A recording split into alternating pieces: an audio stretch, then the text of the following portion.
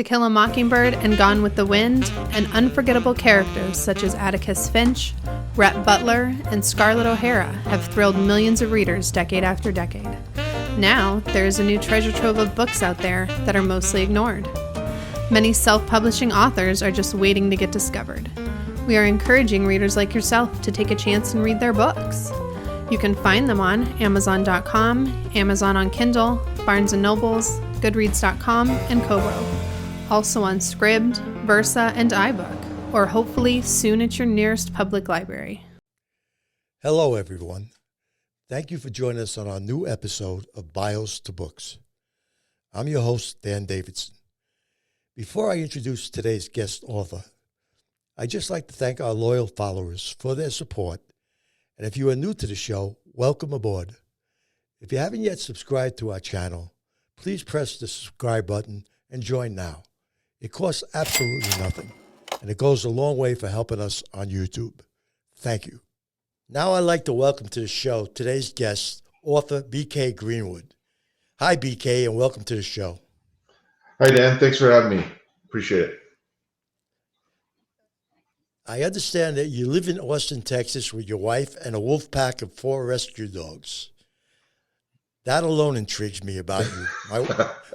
My wife and I have 2 rescues ourselves. What kind of dogs do you have? Well, they're a mixture. They're all mutts, so they're all don't have a specific background. But I'd say the oldest one, his name's Chip. He's a healer mostly, so he follows my wife around everywhere. We have a female dog, Lulu, that she's kind of, I would say, maybe a boxer type of mix. And then the third one's probably the most intriguing. His name is Ace. He is one of his parents was a golden retriever and one of his parents was a Chihuahua. We don't know which. And I don't want to know, I don't think.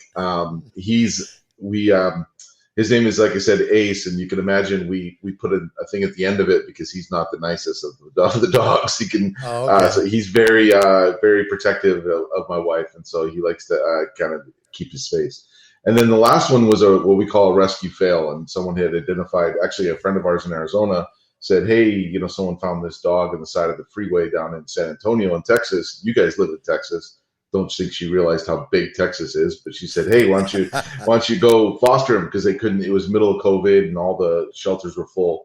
So we went down and got him. It was about an hour drive, and we brought him home. And he was supposed to just stay with us for a couple of days, but we call him the foster fail because me and him kind of bonded really quick. And so his name's Captain. And so he's the youngest of the group and the most energetic. And I think he's part Husky. And a little bit of American Staffordshire in him, so he likes to talk to us all the time. So that's how we ended up with 4, and it's a couple too many, but it is what it is. Well, and they're all rescues, correct? Yep, they're all rescues. We got them all from either like shelters or from people that had taken them in from somebody else, and we're kind of fostering them, and then we pulled them into ours. So. That's so great. I mean, I would love to do a show just on people who bring in these dogs and bring them into their lives, these rescue dogs, because some of them go through so much hell. My 2 little Chihuahuas went through hell. They were the one especially. He's still recovering, and it's been over 3 years. It's a shame what happens to them, but someday I'm going to do a show just on rescue dogs. Yeah, that would be awesome. That would be really awesome. Yeah, it's amazing because they get. Like you said, they get imprinted with some of the things that have happened to them, and it takes a long time for them to get kind of just more, rational in their behavior. Like Captain, for the first 3 months, he would eat so fast, and because I think he was out in the wild on his own, right. That he just didn't. He just thought when he got food, he had to eat it really quickly, and you couldn't even go near him. He'd growl and stuff. But now he's fine. He's been kind of realizes he's going to get 2 square meals a day, and he's fine with it. So. Yeah, that's good. That's good. Yeah, one of my dogs, the male Chihuahua, he was evidently abused quite a bit more than the other dog, and he's still terrified of flies, the insect flies. Wow! I mean, literally, he'll run and hide when he sees one. Wow, that's crazy. I assume he was stuck outside in a cage or something, constantly getting attacked by flies or something. But he's coming around, but it's taken a while. That's good. But like I say, it's a credit to you and your wife for doing that. That's really nice. That's really nice. Thanks. But Anyway, according to the brief biography I read on you, you love to travel and you incorporate your experiences from the travel into your writing. You enjoy works of fiction and nonfiction with a heavy emphasis on history, adventure, and classics, as shown by your debut novel, The Roman Exile, published, I believe, May 29, 2021. Yep. But before we get into discussing the books themselves, maybe you'd be kind enough to share with our audience a little bit about your life, where you were born, where you were raised, a little bit about your early life. Okay. Yeah, for sure. I was born in Derry, New Hampshire, which is southern New Hampshire, about 60 minutes north of Boston. So that's where I was born. I was raised there till I was about 9 years old. And then we moved to Phoenix, Arizona, more accurately, Chandler, Arizona is where we lived for most of the time. And then and that's where I went to high school. That's where I kind of got my first job and actually was there till about 6 years ago. Met my wife there. My daughter was born there. My son was also born there. So our kids were born in Arizona. And I worked for a large semiconductor company. And then eventually, because of work, I moved out here to Austin about 7 years ago, 6 or 7 years ago, and I've lived here ever since. My daughter and my son both still live in Arizona, so we have a heavy presence there. And then I have brothers and sisters that live in the New England area, either Boston or southern New Hampshire. So we spent a lot of time there. So Austin is kind of the midpoint between Phoenix and Boston. So we can go 3 miles flying either direction, and it gets us there. My travel is a lot to do with my work. We're an international company. We have a lot of places. We have factories or so forth overseas. So I visit there on a fairly regular basis. Prior to COVID, obviously, I would spend probably about 30 to 40% of my time on the road, mostly in Asia, but we also have facilities in Europe. So do a lot of traveling between the two there, and then we because you end up with a lot of that experience. We do a lot of that for personal as well, to get over and visit, especially Europe. We really enjoy Europe. So. Oh, okay. Yeah, we live in Queens Creek, Arizona, so we're not that far from Chandler. I know the area. Yeah. Very good. It's nice. When did you actually begin to write, and can you remember the first written project you completed? Yeah, so the interesting thing is this book is the first written project. I know a lot of people do either poems or short stories, and I never really had an affinity for that. I always felt like I had a bigger story to tell. So I started writing this in 1998 is where I kind of remember putting it down on paper. And then, like you mentioned, it was published in May of this year. So it's a project that's taken about many years, 23 or so years. It's been on and off working on it and so forth. But yeah, this was the first work that I finished. It was I would say much different, much larger. I think it was more, obviously not near as, I think, polished as it is now. I kind of had, but I think a lot of young writers have, where they write a lot more than they need to get the message across. So it was a much bigger piece of work. And so over the years, it's been cut down and modified and added to and modified and so forth. Probably edited 1,000 times, I would say. I know what you mean. I've been there. I understand that well. So let's talk a little bit about the books you've already published. I believe it's been 3. Let's take them one at a time with a brief synopsis. I'd like to mention I am on chapter 5 of your first novel, The Last Roman Exile. You have an extraordinary talent in moving effortlessly through history. I don't know how you do it. Back and forth without even leaving the reader confused, which is a challenge in itself. You take on immortality in quite a fascinating way. Marcus and Thomas are intriguing, to say the least. But I don't want to give away too much of the story. I'll leave that to you. Okay. So perhaps you can offer us a brief synopsis of each of the 3 novels. Yeah, so what I have is I have one novel itself that's been released, and that's The Last Roman Exile. That's the first novel in the trilogy. I also have like I said, I had an affinity for short stories, but I did have a chapter that I couldn't find any place to put it in the trilogy. So I decided to release that as a short story, and that one's called Monsoon. That one's also available to purchase. It's basically a prequel type of chapter for the book. And then the second book in the series, Abyss, will launch on September 28th in about 3 weeks. It will be available for pre-order now. And that's the sequel to the first one. So the basis of the story, the premise is that anybody who was healed during the time of Christ actually was turned into an immortal. So they don't age, they don't get disease, and so forth. So they would live forever. They can still be killed if something traumatic happens to them. Kind of like if you think of the movie Highlander, you get your head cut off or something like that, that can immediately, they would die. But otherwise they heal very quickly. They're stronger and faster. So they're kind of like perfect humans, you would say. The two exceptions to that rule are Marcus, who's the main protagonist in the story. He's the Roman soldier that actually was holding the spear that they pierced the side of Christ. And when the fluids touched his hand, it made him immortal as well. But he's cursed with immortality no matter what. So even if he is killed, he 3 days later, he arises from the grave where he was originally killed the first time. So he is cursed to live forever. The antagonist in the story is Thomas, who is Doubting Thomas, who, as many people know, when Christ reappeared, he put his hand into the side of Christ, and that converted him.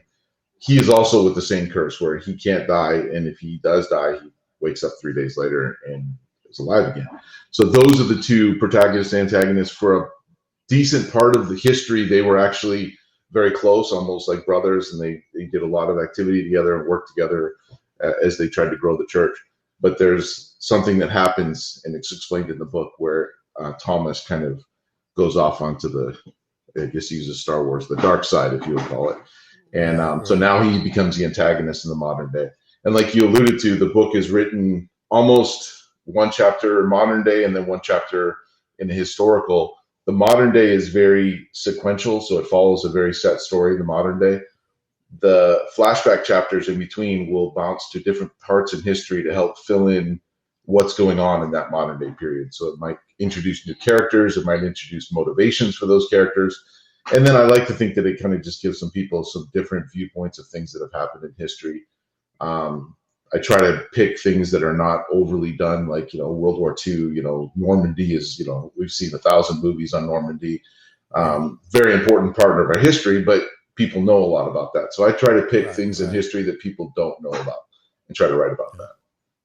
It was interesting how you answered my question, but I was curious as to why you decided to make Thomas the antagonist. And it's quite interesting the way it develops in the story. But you must have did some particular research to get to that point. Yeah, I kind of, and to be honest with you, I don't even remember back how I brought those two characters in. So it's been so long that I kind of forget that part of it.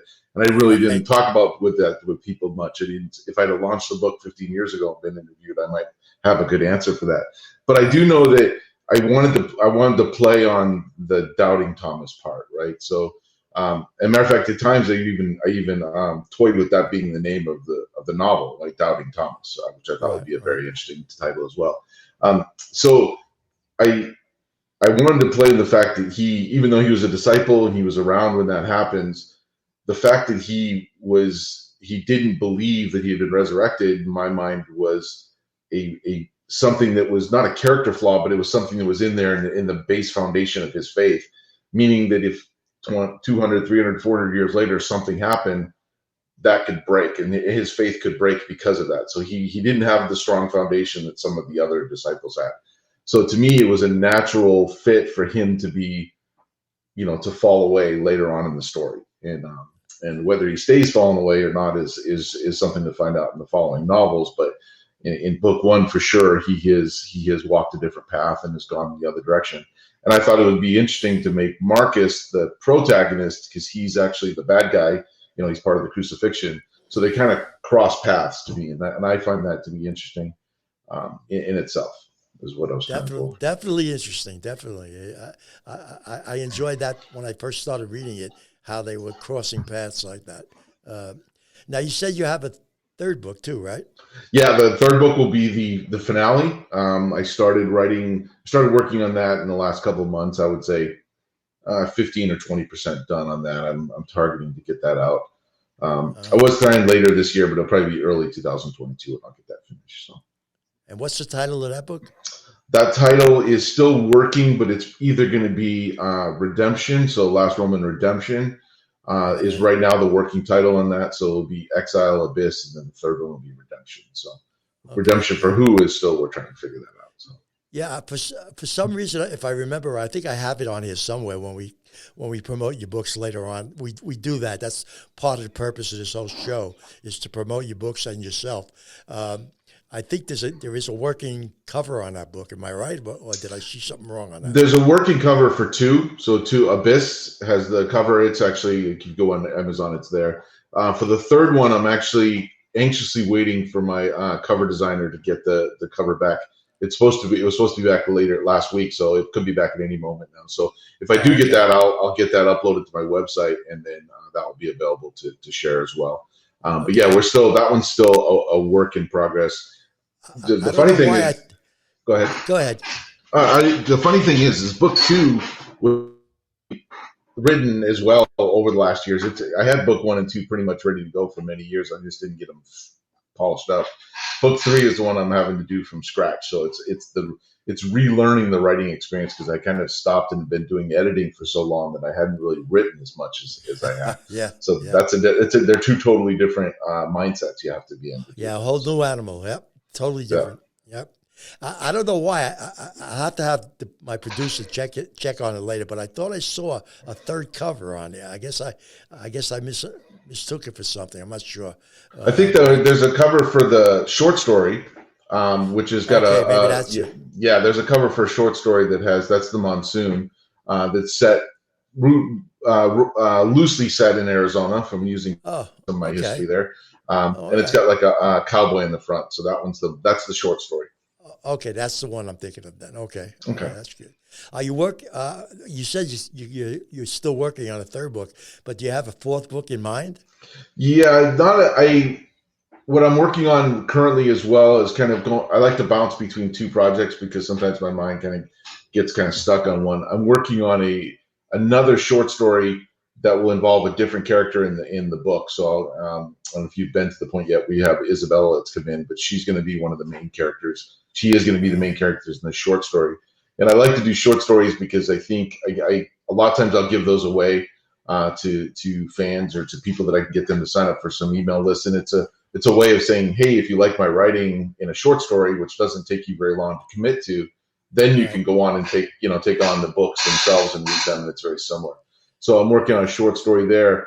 Long term, I don't think I'll have any more sequels coming after the third one, but I have almost unlimited prequels that I could do. I could pick any period in history, say the Civil War, and I could write a whole book on the Civil War with these characters because they've lived throughout that period. So to me, it's a really fun way to grab some obscure points of history and then just throw some characters in it, throw a conflict, and then write a book about it. So you have an open door on that, because like you say, the way you have these characters portrayed and the fact that they're immortal, you could do anything you want with it, any part of history you want. Yeah, and there's endless more characters that we can bring in that were immortal but maybe didn't make it to the modern day, right? So there could be bad immortals and good immortals throughout history. So yeah, it kind of is it's a really good opportunity for a franchise. It seems to be. Yeah, you were speaking about short stories, and I find that, I know this sounds kind of crazy, but I mean I've written 3 books and I'm working on the 4th, but I always find I can't write a short story. I don't know why. It just seems to me it's harder to write a short story and tell it the way I want to tell it than it is to write a full novel. Maybe it's just me. I don't know, but that's the way I feel about it. Yeah, I think, and I feel that way. I think about when I start thinking about doing a new short story in a completely different universe.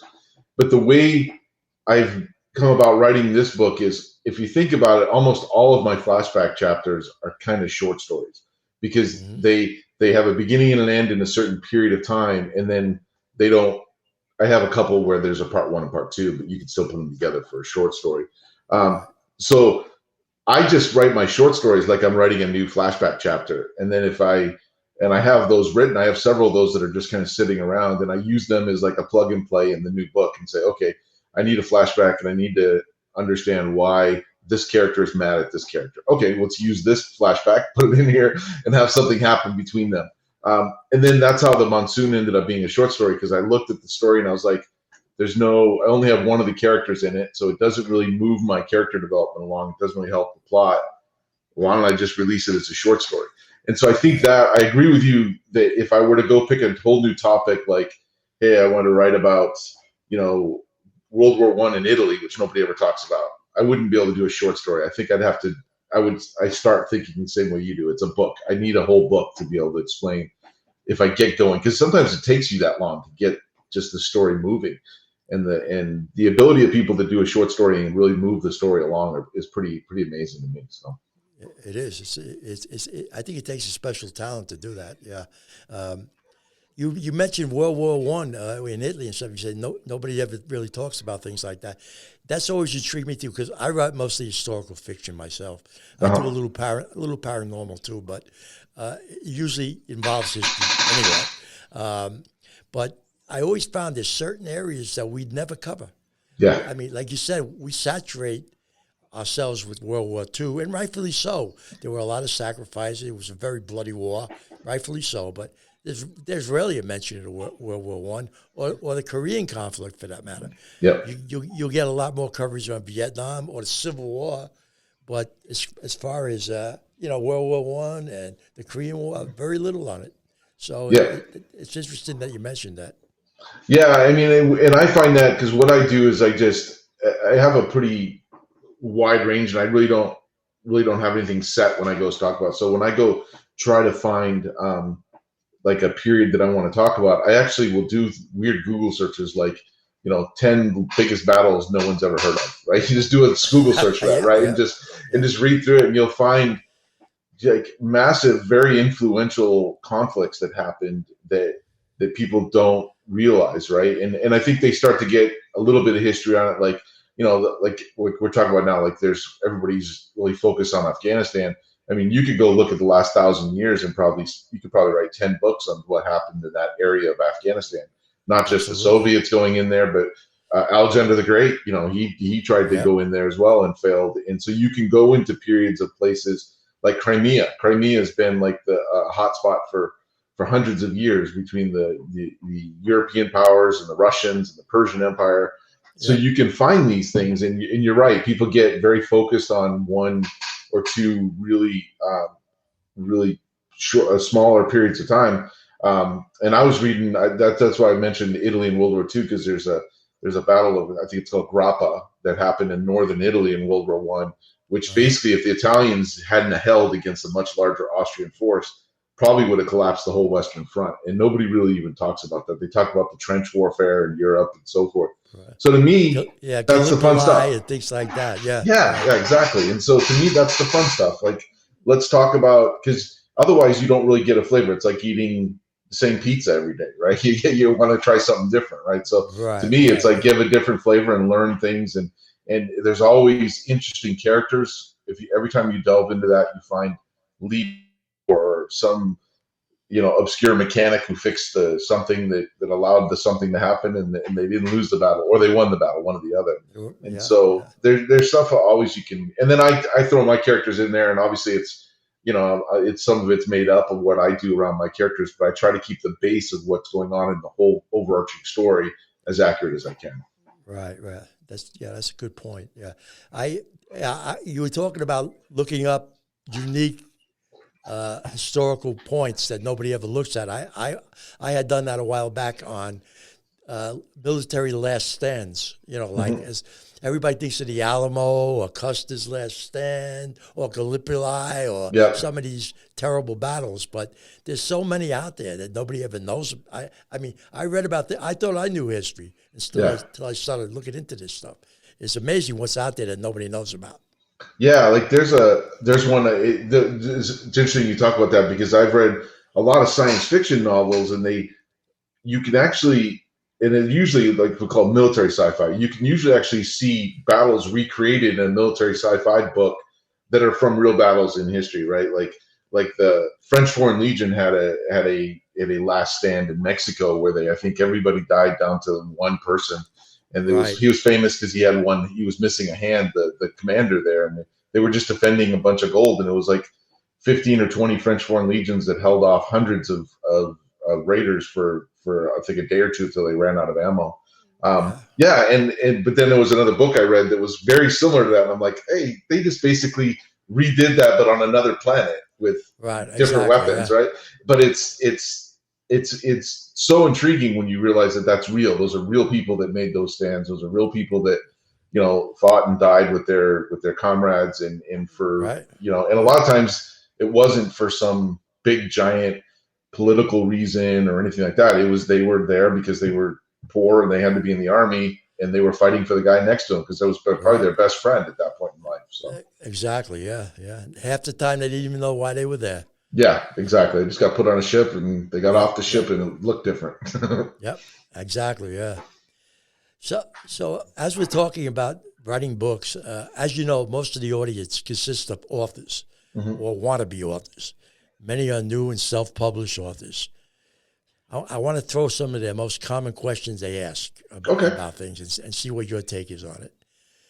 Do you think self-publishing is a good way to go if you can't find an agent or a big publisher interested in your book?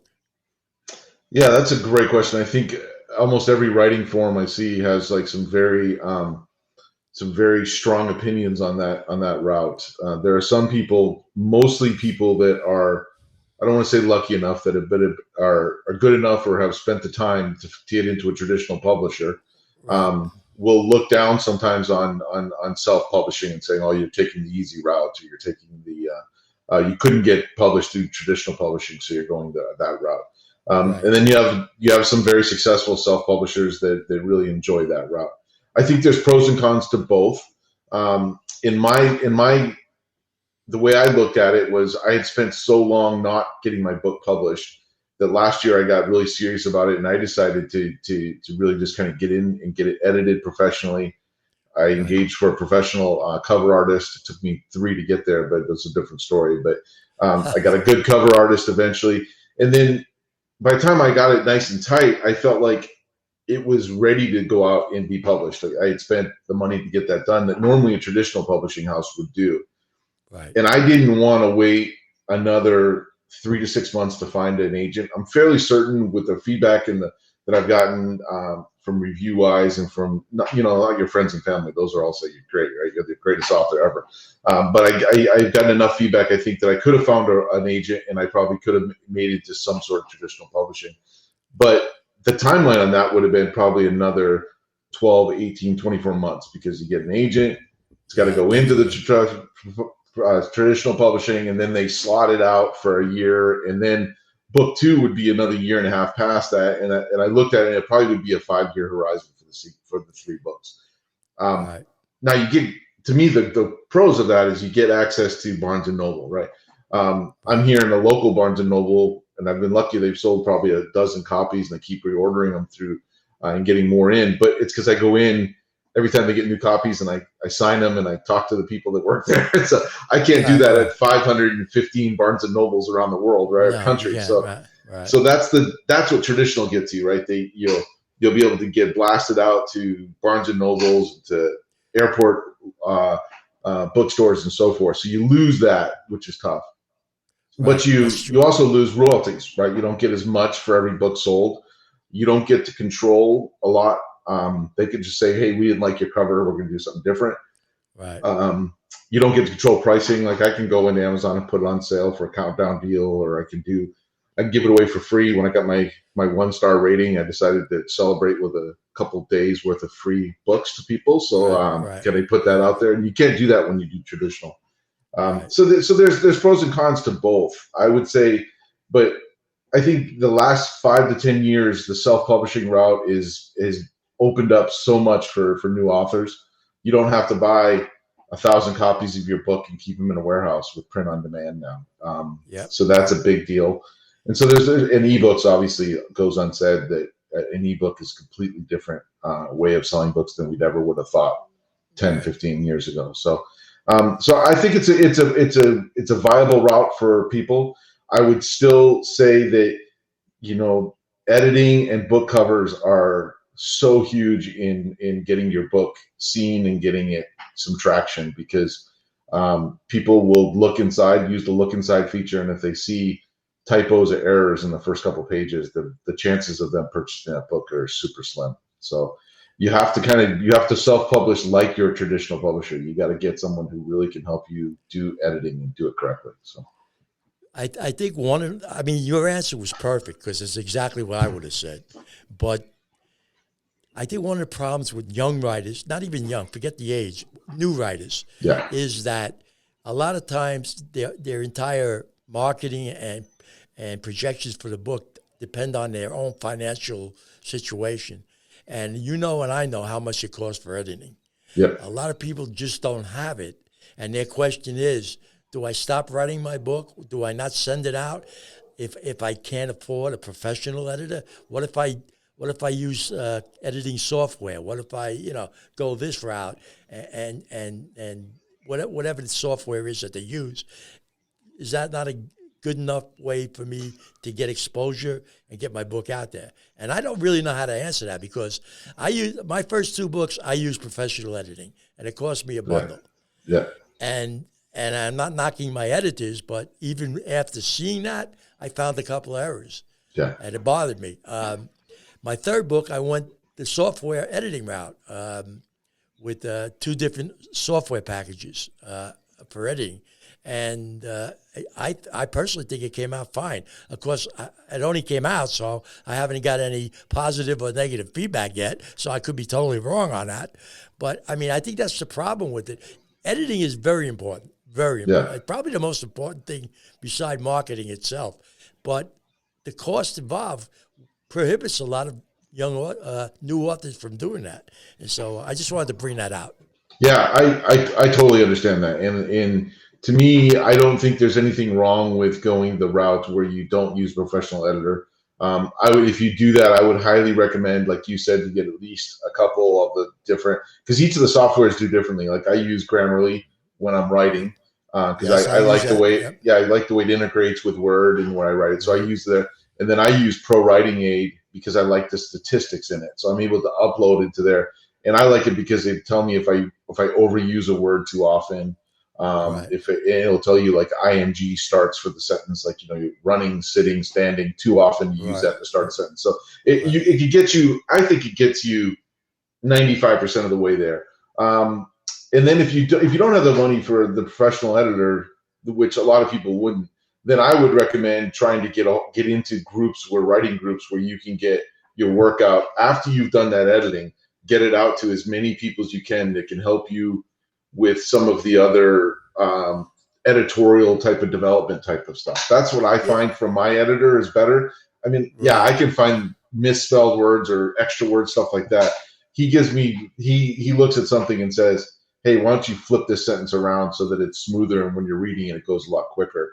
That's the stuff that if you can't get it with an editor, then try to get it with as many beta readers as you can, which is tough because beta readers, I mean, as much as people love to read and get free stuff, they don't like to always read new stuff from young authors, so it can be tough. But if you're willing to put in the work for other people and you can get into a group that does that, then that's what I would recommend. That's a good point. Yeah. It's funny that you mentioned those 2 particular software packages for editing. That's exactly the 2 I use. Yeah, I think they're the best, and I like them. Like I said, I use Pro Writing as kind of a finishing touch on things. I use that near the end because I love statistics. And if you have a favorite author, you can actually go pick an author, and it'll compare your work to them, saying, "Hey, you do this very close to what they do, but they use a lot more of this, or they do a lot less of something." It's usually a lot less. Writing is actually, the more you can do doing less is actually seems to be the better way of going about it. And that's a trick. That's a trick we all have to learn as writers, because sometimes we think more is better. Yeah. It's not always the case. Yeah. That's very true.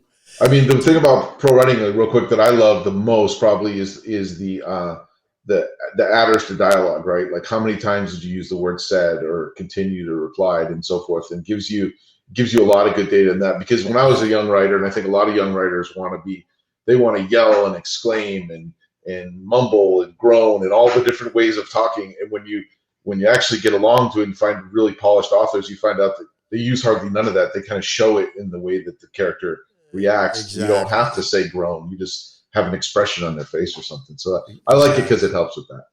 Yeah, no, that's a good point.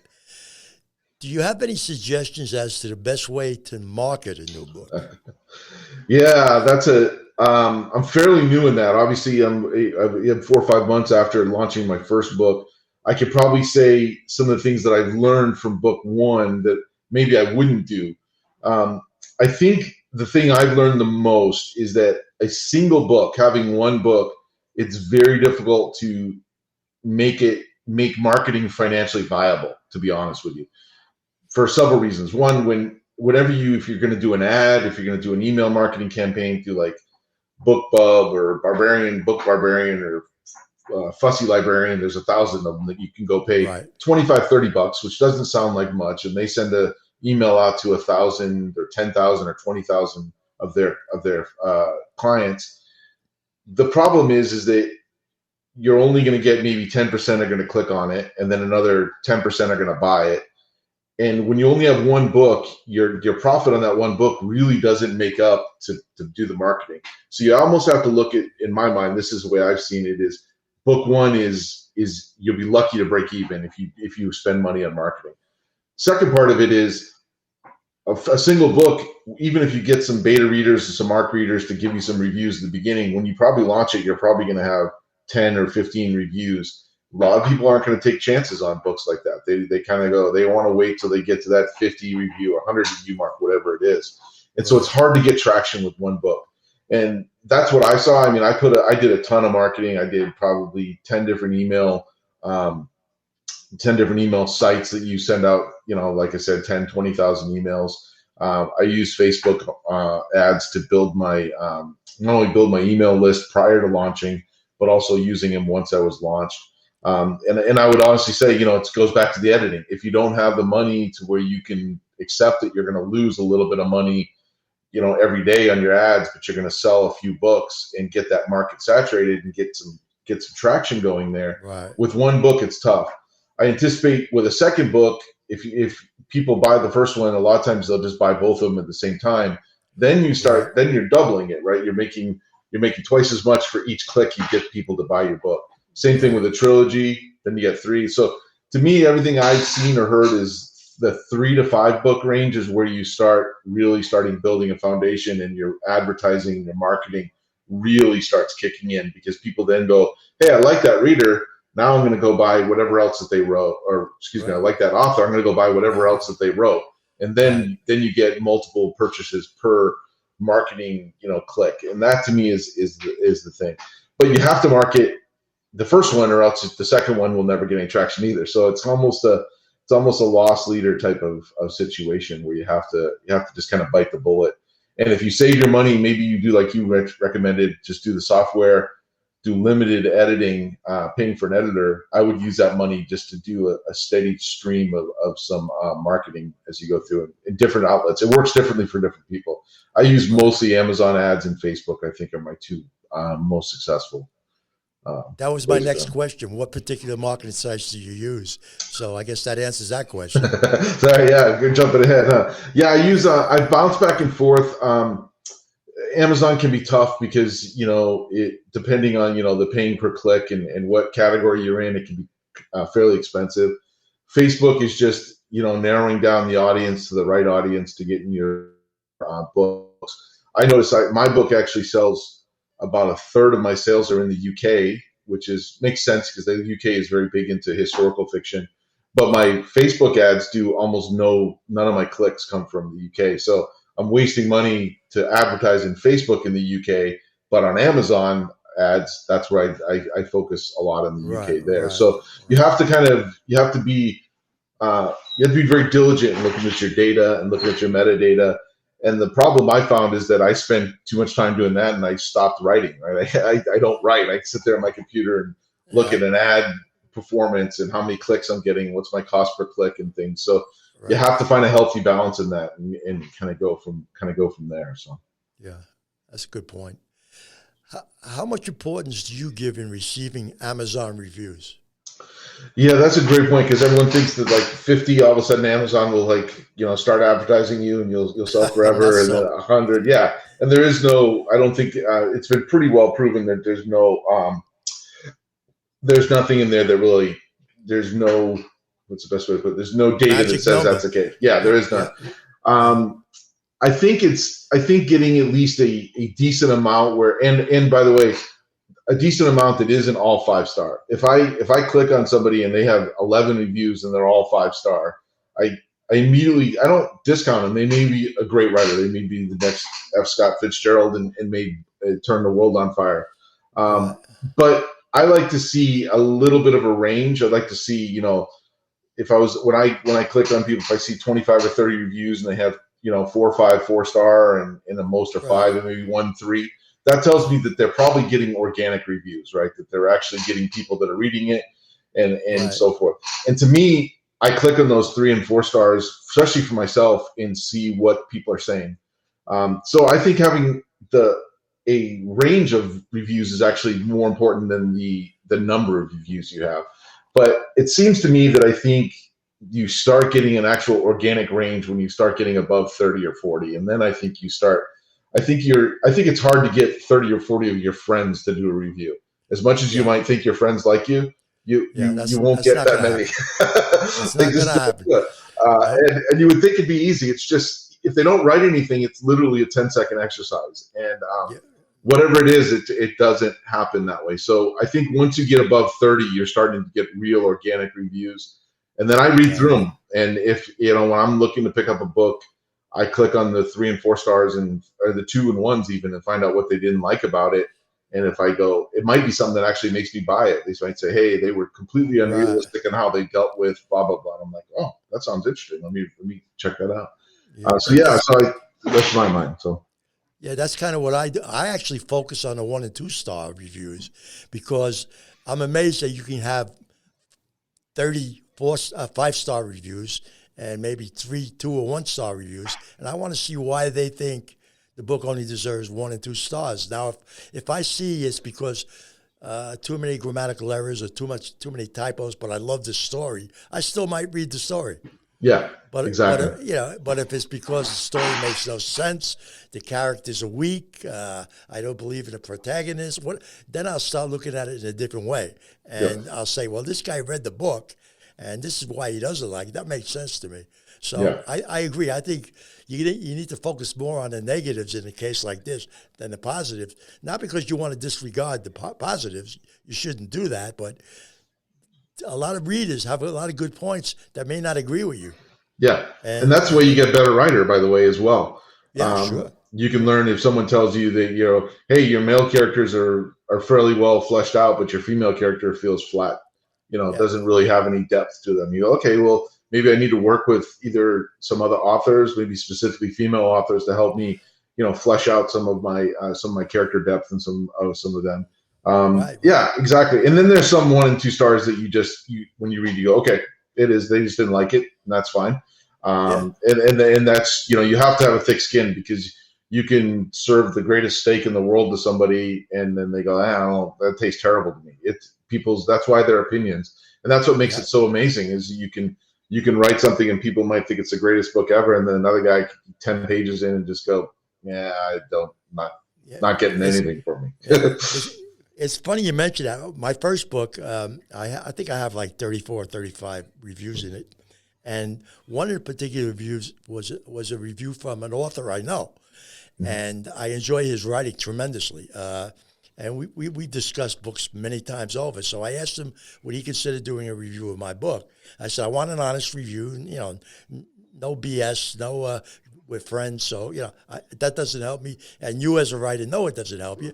So I said to him, just give me an honest review. Well, I thought for sure he would give me a 4 or 5 star. And he wound up giving me, I think, a 3-star, either 3 or 4 star. But it was a good review.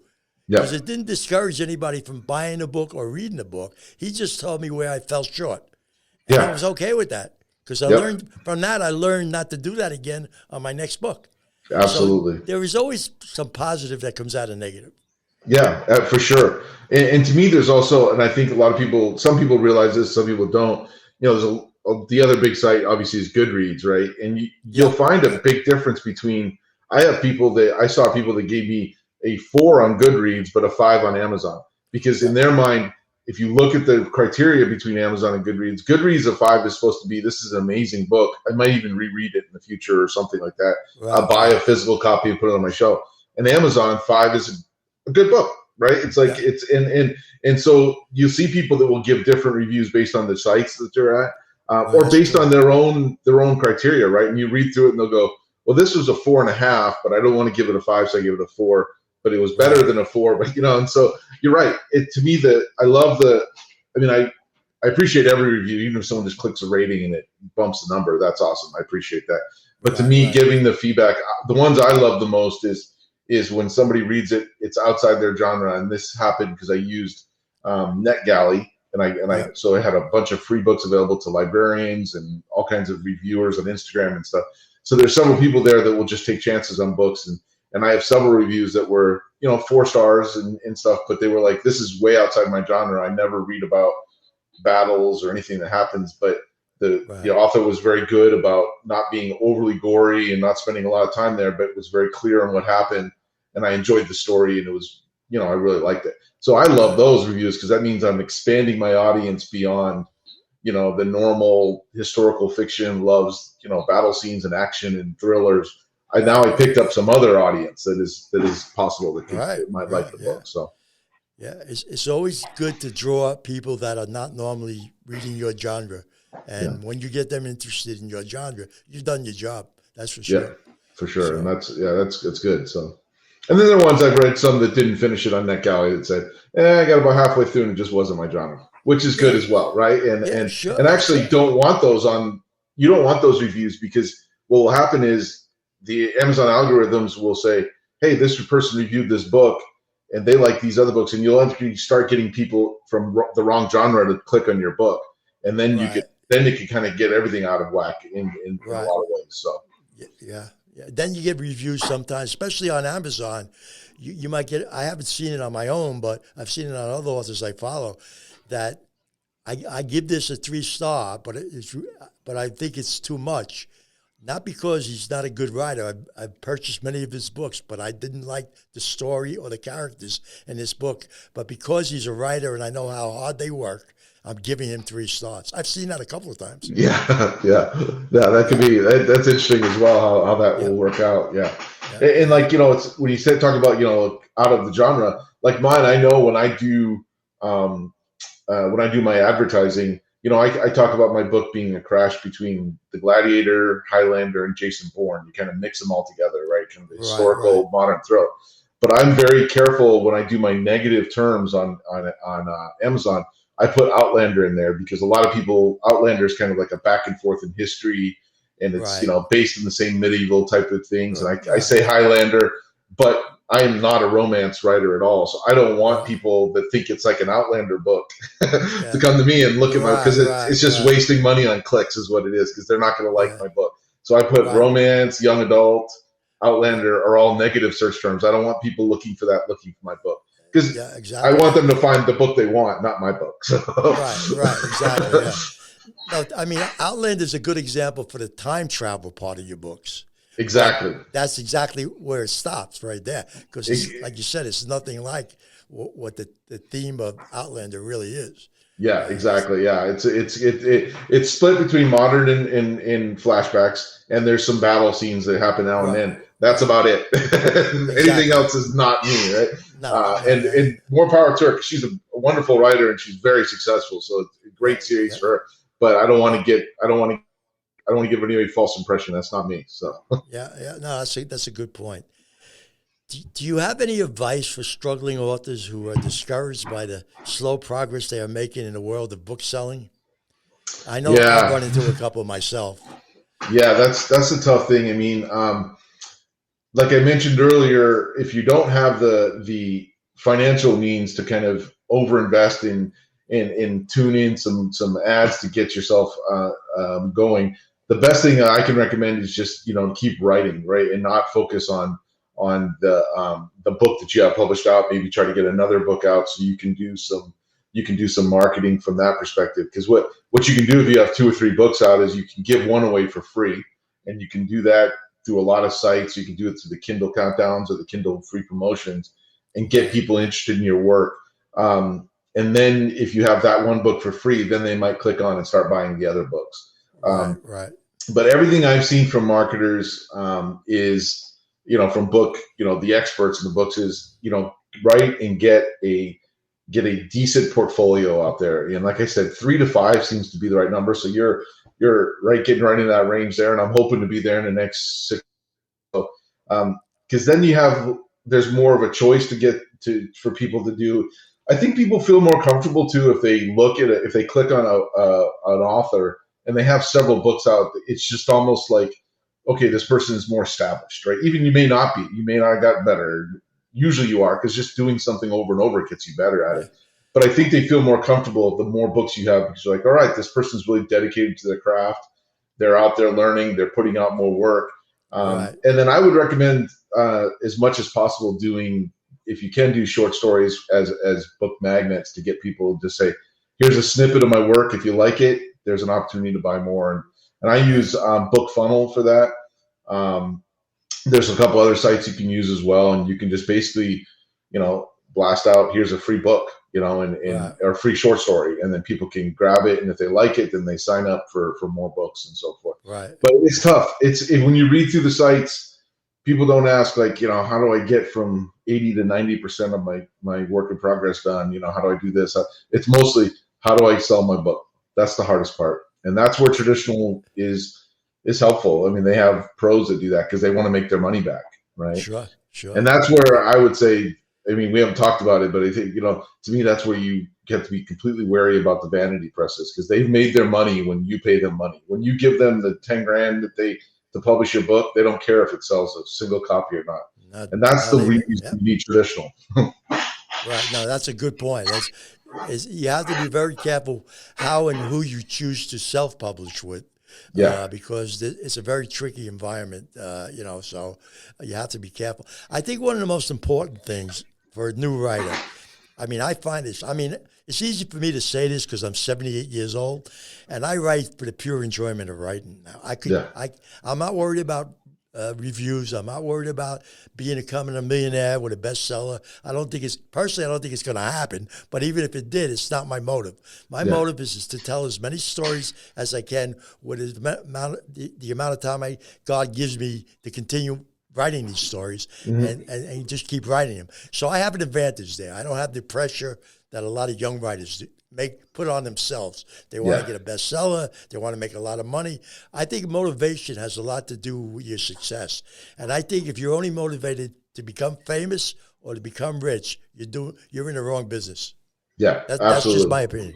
Yeah, I couldn't agree. I couldn't agree more on that. I think it's basically we see this in all facets of life, right? You see it sometimes in sports, right? You see if a 15-year-old kid and his parents are driving him to be the best basketball player just so he's going to be rich someday, he probably hates playing basketball, right? He probably starts to resent playing basketball. And so I would never want to. I don't want writing to become feeling like a job to me. That's probably another reason why, in my mind, traditional can place a little bit of pressure. If you are lucky enough to get published traditionally, and if they say, hey, we want the whole series, and by the way, we want book 2 by January 1st, right? And then you sit there and you look at yourself and you're like, well, I was going to go on a summer vacation with my family, and then I'm during my real job, which I have to keep doing because I didn't get, you don't get $150,000 signing bonuses. You might get a $5,000 or $10,000 if you're new, if you're lucky. Exactly. Yeah, that doesn't gonna pay for everything. So you have to do your normal stuff, and then all of a sudden you're in October. You got 47 words written on your second book, and it's due January 1st, right? And that includes the title and the end, right? So you're like, oh boy. So to me, you're right. If you feel like it becomes like a job instead of a passion and a hobby and something you enjoy, to me, that's when I would kind of, I would hang it up. And that's what happened to me after I started writing. I mean, I started getting so focused on, getting a traditional publisher and an agent. And it was before the days of where, we had this wide internet and had all this opportunity. You had to go buy books and, send a letter to people, right? And And it just became so overwhelming that I had to be successful at it that it was off-putting. And so I set it aside. And then when I got back to it, I'm like, you know what? I'm going to own the destiny. I'm lucky enough now where I can afford an editor. So I did all that. And then now it's just fun. If I feel like it is overwhelming me, then I just stop for a week or so. I may say, okay, I'm going to take a break from it for a week. And I'm not going to try to shove out 10,000 words this week or something like that. And to me, it's something that I plan to do when I retire. And hopefully by then I have maybe a half dozen or a dozen books. Who knows how many I'll write between now and then. And then I can live wherever I want. It's a perfect retirement job. If you want to live in an RV and just drive around the country, as long as you have the internet every now and then to send off a file, you're good to go. So exactly, it's great. Yeah, I can speak from experience.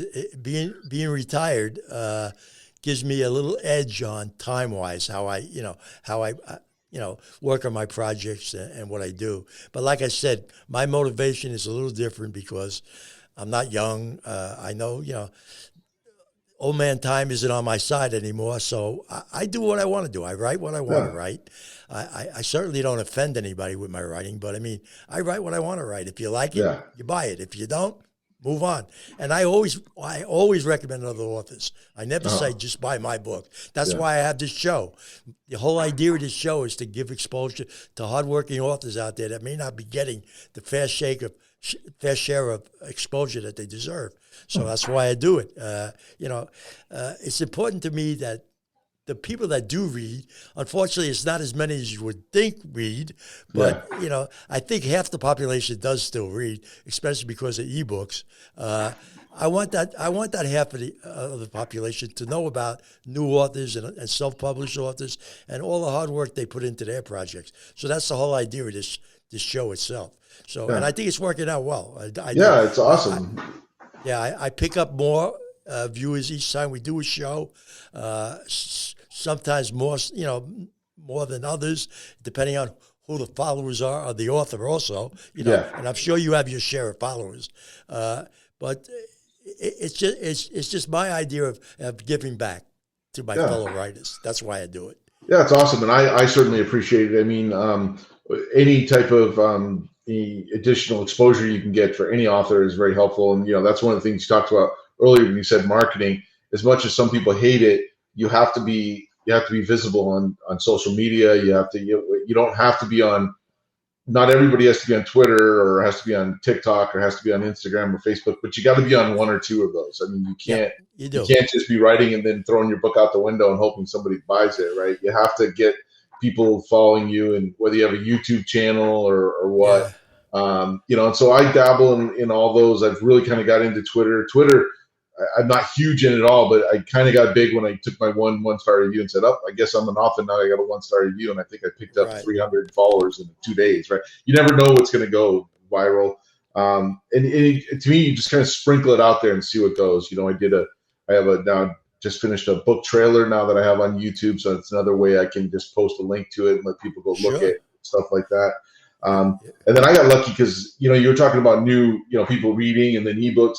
One of the things that's exploding nowadays is audiobooks, right? I mean, that's just a whole genre. There's also a lot of debate on whether or not that's really reading, right? It's somebody reading it, but to me, it's another form of getting your work out in front of somebody because they're driving back and forth to work and they listen to an ebook. Exactly. That's when it comes in the most, when you're driving and you can't read a book or you can't look at your computer. It's perfect. I just found out recently, and I don't want to advertise this yet because I'm not 100% sure, but I had a friend that said that they went on, I'm trying to think, Sirius, I think, or no, Alexis. Okay. They had the Alexis apparatus, and they had purchased one of my books, and they asked her to read it, and they read it. Alexis read it to them. Oh, now, wow! I don't know if it's true. They were playing this recording of Alexis to me, and she was reading chapter and point to my first novel, but I don't know how far that went. So I got to do a little bit more looking into it. But that's what I heard, and that would be an incentive for people who buy ebooks, especially to use Alexis to read them to them. Like I said, I got to check into that more, but you might want to look into that too because you have a book on Amazon, so. Yeah. Have one of your friends that bought your book, the ebook, tell them to try it with the lectures if they have a lectures. You never know. Yeah, we might do that. I got lucky enough. I would say about 3 weeks ago, I signed a contract with Podium, which is an audiobook company. And so there's two ways of doing audiobooks. It's just like regular books. You can go hire somebody yourself to do it. Which is costly. Because you got to pay, and you got to interview them, you got to listen to them, and you got to make sure it looks good.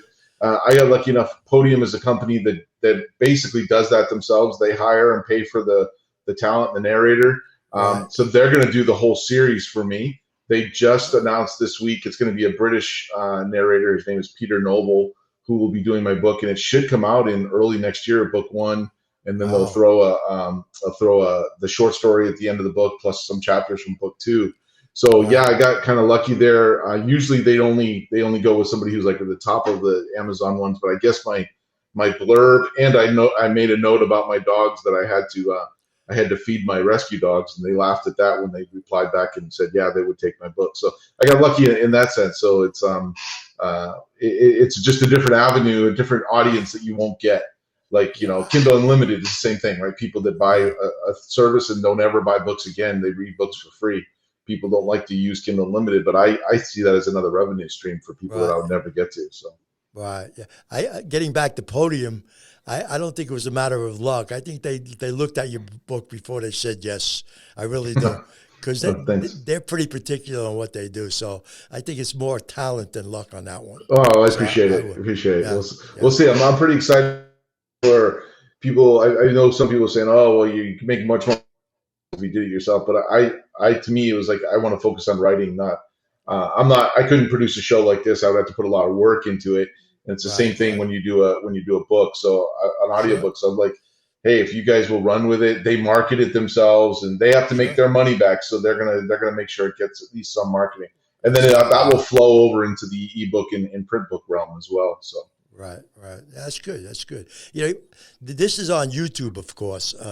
My show, and I can't believe I'm promoting YouTube, because I worry about a lot of their stances on things where they censor a lot of people. But I have to say one thing about YouTube when it comes to writers and authors: they have never ever questioned any author I've interviewed or had on my show, and some of them perhaps may have had more controversial subject matter than others, and they have never yet done that with me, which to me is good. Yeah. So all I can say, I can't believe I'm doing this, but I'm actually praising YouTube. Yeah, it's tough nowadays, and I don't, and I'm very careful to keep I try to keep my writing lane and my personal stuff in my personal lane and so forth. But exactly. Our job is, we want to be able to express what it is that they're passionate about our writing, and if it's controversial, it's good to hear that. Because some people thought my one star thought, was my book was a little bit controversial because I take on this. So you hate to say it's a controversial topic, but it's a topic in history that, can be controversial with sensitive. people. Yeah. Sensitive. Sensitive. Exactly. That's the term for it. So, I wouldn't want someone to say, oh, we're not going to let him talk about his book on XYZ platform because it's a sensitive topic. Right. So it's good that they haven't done that. So that's cheers for them for that. Right, that's good. Yeah, it looks like we're just about out of time, BK. Okay. I've really enjoyed this. This has been a great interview. It really has. I just want to let you know that when it does come out, and Keith, the producer, will let you know when it's coming out. You'll see promotions on your books, and you'll see the complete interview. Like I said, I enjoyed this interview tremendously. It was a good interview. I don't know. Is there anything you want to just share before we say goodbye to the audience? Anything else? No, I want to say thank you as well. I enjoyed it very much. I not only talking about my book. I like talking about the writing process. I like talking about history and unknown history and under appreciated history. So I really like that portion of it. And I really commend you for reaching out to different authors and giving them this platform and the opportunity to share with different audiences. That's, when it's all said and done, a lot of people think authors compete with one another, but people don't just buy one book and then stop reading forever. I mean, what you want is a community of authors where someone can read a book and then they go, hey, do you know somebody who's very similar or might be different but has the same topic? And So we should be propping each other up and helping each other. And I commend you for doing that in this series here. It's great. So. Thank you very much for those kind words. I appreciate that. Yeah, and hopefully we are a family, authors together. And like you said, it's all about writing books and getting people to read them. And we should be helping each other out any way we can. So I want to wish you the best in the future with your next book and all the books after that. And maybe we can do this again sometime. All right, sounds great. Yeah, I'd be more than willing at any point. So. Appreciate it. And the same with you, and good luck with your upcoming books as well. So thank you so much. All right. So you take it easy now and take care of those dogs. All right, we will for sure. All right. Take care. Thanks. Bye-bye. Bye. Thank you for watching today's episode of BIOS to Books. I'm Dan Davidson, and until next time, remember, new discoveries never come without searching for them first. We hope you enjoyed today's guest, historical fiction author BK Greenwood. You can contact BK Greenwood at his website, Facebook, Instagram, or Twitter. Please check out the latest releases from BK Greenwood, available on Amazon.com. Here are some upcoming releases that you won't want to miss. BIOS to Books is an RCJ production. We also have some books that you might find interesting that are available on Amazon. Arizona's Haunted Route 66 by Deb Branning. Old World Magic in the Modern World by Patty Negri. Masquerade by Kara Lockwood. Legacy of the Tigers by Iris Yang.